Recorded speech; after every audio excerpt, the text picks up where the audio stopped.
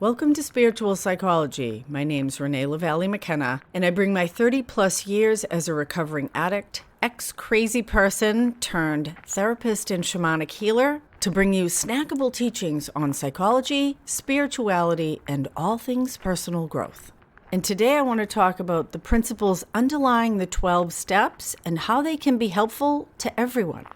So the spiritual principles underlying the 12 steps are honesty, hope, surrender, courage, integrity, willingness, humility, love, responsibility, discipline, awareness, and service. So I'm going to talk about each of these spiritual principles and how they relate to the steps and how they can benefit everyone, because spiritual principles are available to all of us as a compass, as resources, and as guides. So the 12 steps were written by a man named Bill Wilson in the 1930s, one of the co-founders of Alcoholics Anonymous.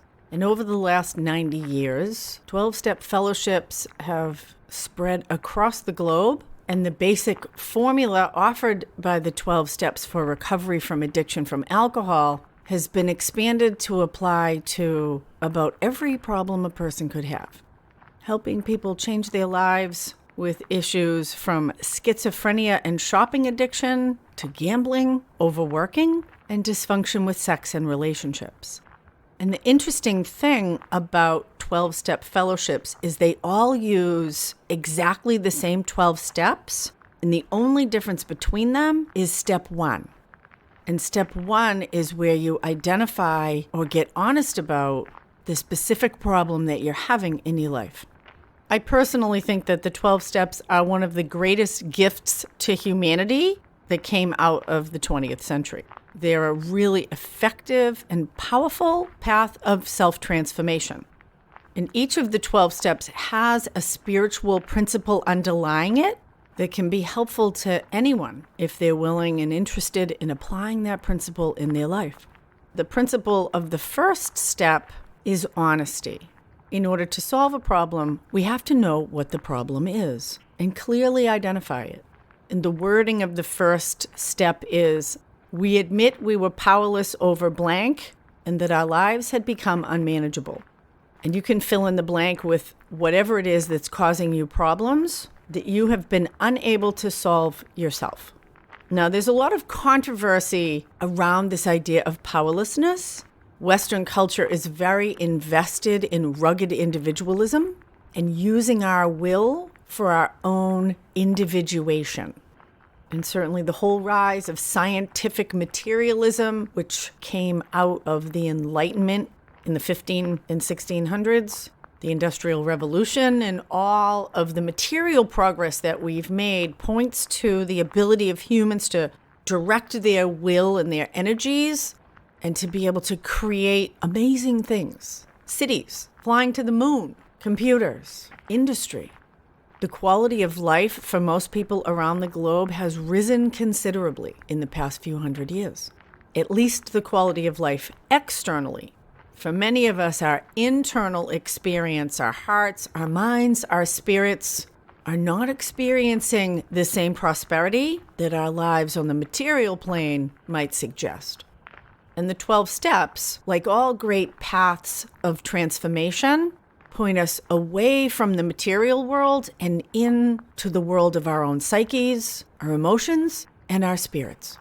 And each of the spiritual principles underlying each of the 12 steps points to the idea that true joy and fulfillment are not found in the material world. They are found in healing and optimizing our relationship with God or the universe, our relationship with other people, and our relationship with ourselves. And like most great religious or spiritual traditions, it's suggested that love and service, selflessness and humility are the principles that will bring us what we really seek. So like I said, the principle of the first step is honesty, and often dissolving the ego and the will to be open to the possibility that things could be different. So the first step has a fill in the blank. I'm powerless and my life has become unmanageable. So if you have what feels like an unresolvable or chronic problem, willingness to admit defeat. I can't figure this out. All my best thinking and willpower are not bringing me where I want to go. That may be with your relationship with food, if you have dysfunction in your relationships, with money, and of course, with drugs and alcohol. So the principle of the first step is to get honest that I have a problem, which rolls into the second step, which holds the principle of hope. And if you don't like the word hope, we could say the principle of the second step is opening to the possibility that things could be different. As it's written, the second step says, came to believe that a power greater than ourselves could restore us to sanity, which shoots us right into the spiritual realm, which is a stop sign for a lot of people, but it's very open what that idea of higher power is. It could be your own wisdom for yourself, could be God, divine mind, universal life force, the spirit of your loving dead grandmother. The second step offers hope and possibility that change, healing, power beyond our own limited ego resources is available to be able to help us solve our problem. So it says, came to believe that a power greater than ourselves could restore us to sanity. And the root of the word sanity is sanos, which is about health and wholeness. So do I believe, am I open to the possibility that I could be restored or brought to a place of health and wholeness? And some would say the only thing one needs to know about higher power at the second step is that it is not the limited ego self. So the spiritual principle of step 3 is surrender. Step 3 is written to make a decision to turn our will and our life over to the care of God as we understand God. And the concept of surrender is underrated in our achievement-oriented society. Surrender is frequently tied with defeat in war or in sports like wrestling, where you need to tap out. Surrender as a spiritual principle is about surrendering our small self in service of the larger capital S self to align our will with divine will. And although our little human ego may feel defeated when it surrenders itself to the larger consciousness system, surrender in this way is more about correct alignment and going with the flow. Step 3 talks about turning our will and our life over to the care of God. It's about releasing fear and worry, attachment and agitation to how we think things need to be, and letting go in service of a higher order than we might be able to imagine. Exactly how one turns one's will and life over is another story.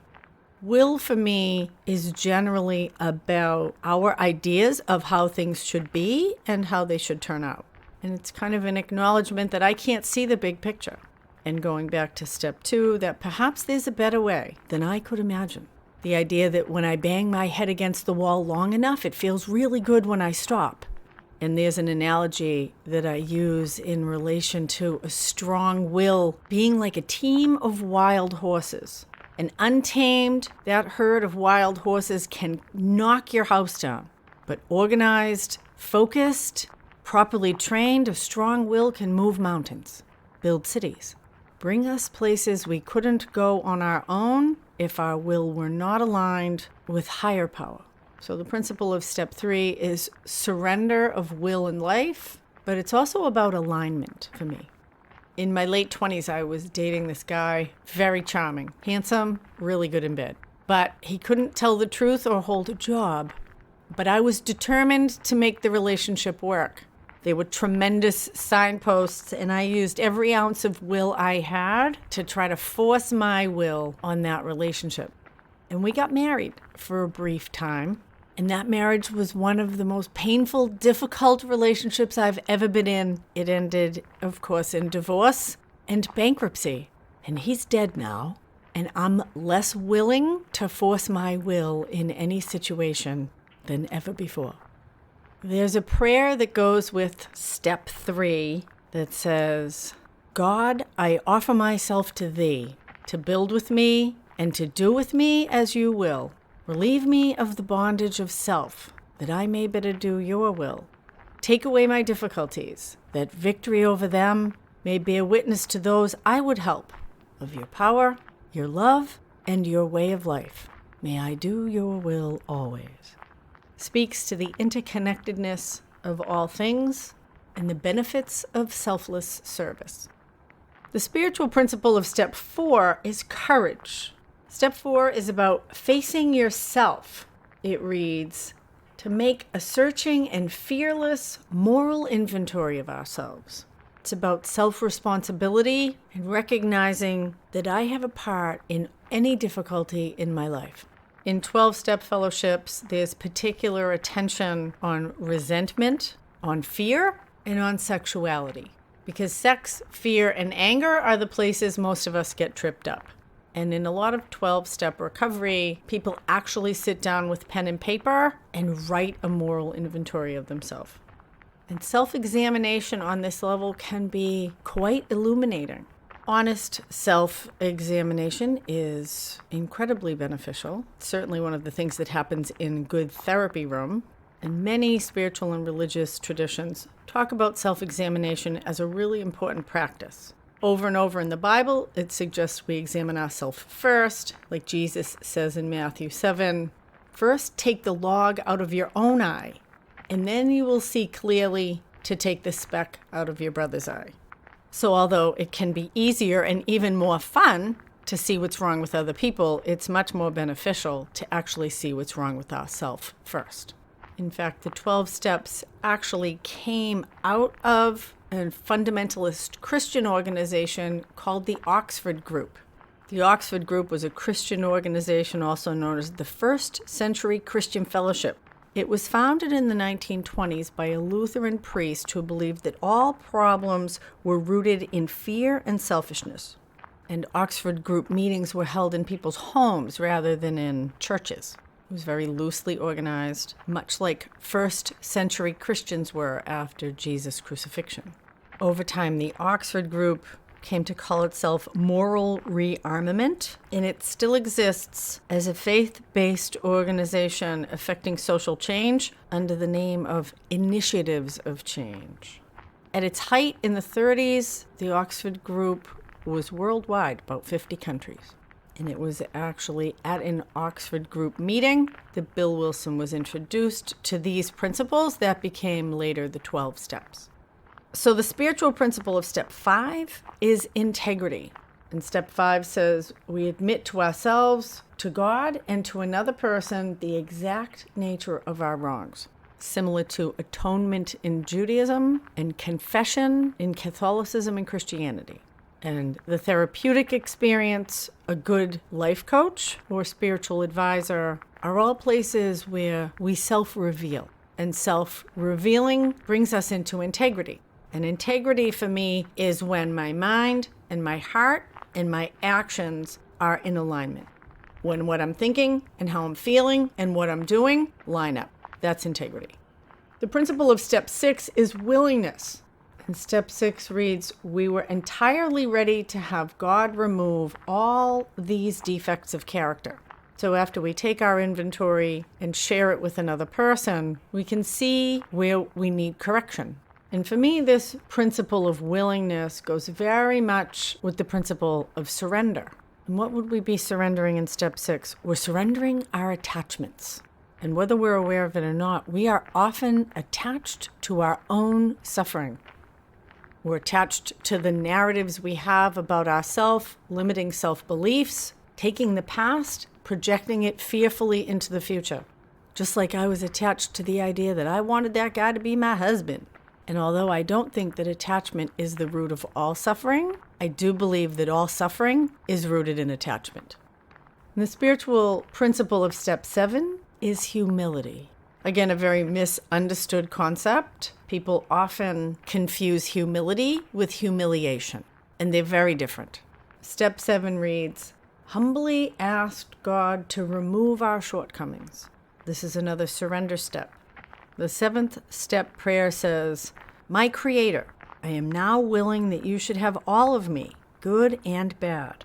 I pray that you now remove from me every single defect of character which stands in the way of my usefulness to you and my fellows. Grant me strength as I go out from here to do your bidding. Amen. So step 6 is about becoming willing to let things go, and step 7 is actually letting them go. Am I willing to be different? The principle of step 8 is love and forgiveness. Step 8 suggests that we make a list of all the people we have harmed and become willing to make amends to them all. Deep self-responsibility. This is a karma cleaning step. You can actually transform your karmic experience by going back to people you have harmed and amending the harm you have done. Sometimes that might be actually saying, I'm sorry. It might be paying off a debt, returning something you stole, being honest with someone where you had been formerly dishonest. Very powerful to amend our harms. And so in step 8, we make a list of the persons that we have harmed. And in step 9, we actually go out and make direct amends to those people wherever possible, except when to do so would injure them or others. And intrinsic in these steps of cleaning up our past is the idea that we forgive everyone who ever harmed us as well. It's not written into the 12 steps, but perhaps it should be. If I could add a step, I think I would add, and we forgive everyone who ever harmed us. Now, these are principles. They're tall orders. They're things to grow into. They may take a lifetime of practice applying these principles in all areas of our life. But I think these days we could all grow from some forgiveness, some humility, and taking responsibility in a loving way for where we've been off. The principle of step 10 is discipline. In the 12 steps, 10 suggests that we continue to take personal inventory, and when we're wrong, we promptly admit it. This is about clearing our side of the street and keeping it clean. If something's bothering your conscience, take care of it. Don't carry it around. And the thing about taking self-responsibility is that it brings with it tremendous empowerment. Because when we're the victim of other people's actions, we have no power. And when I can take responsibility for myself and my behavior, then I have power to do and say and take action in ways that will change my life for the better, and perhaps the lives of those around me. The principle of step 11 is spiritual awareness, or spiritual maturity. Step 11 suggests that we seek through prayer and meditation to improve our conscious contact with God as we understand God, praying only for knowledge of God's will for us and the power to carry that out. Developing and maintaining a spiritual practice that connects us with power and guidance, and developing a conscious contact with the spiritual reality that underlies our material experience. And the spiritual principle of step 12 is service. And it suggests that we have a spiritual awakening as the result of all this other work we've done, and that we carry the message of hope to other sufferers and to practice these principles in all areas of our lives. And the thing I love about spiritual principles is that they have no dogma, no religion, no agenda attached to them. They call us to the deepest truth and the highest expression of ourselves. Spiritual principles ask us to let go, but they also call us to receive. And so I encourage you to consider where these spiritual principles might benefit you. Where can you grow in honesty, in hope, in surrendering your will, in courage to tell the truth, in the integrity of self-revealing, in willingness to let go of old ways of being, and humility to know who and what you really are, good and bad, to grow in love and forgiveness, self-responsibility, discipline of being clean inside, growing in spiritual awareness of the power and the guidance that are available to us if we're willing to put in the time and effort to open to receive it, and where can we be of service to others? Because it is in giving that we most deeply receive. If you like this podcast, consider giving it 5 stars and a positive review. Deep gratitude to my supporters on Patreon, and we're preparing to launch our new website, digital courses, and spiritual community at opendoorgrowth.com. Blessings on your path until we meet again. This is Renee Lavallee McKenna for Spiritual Psychology.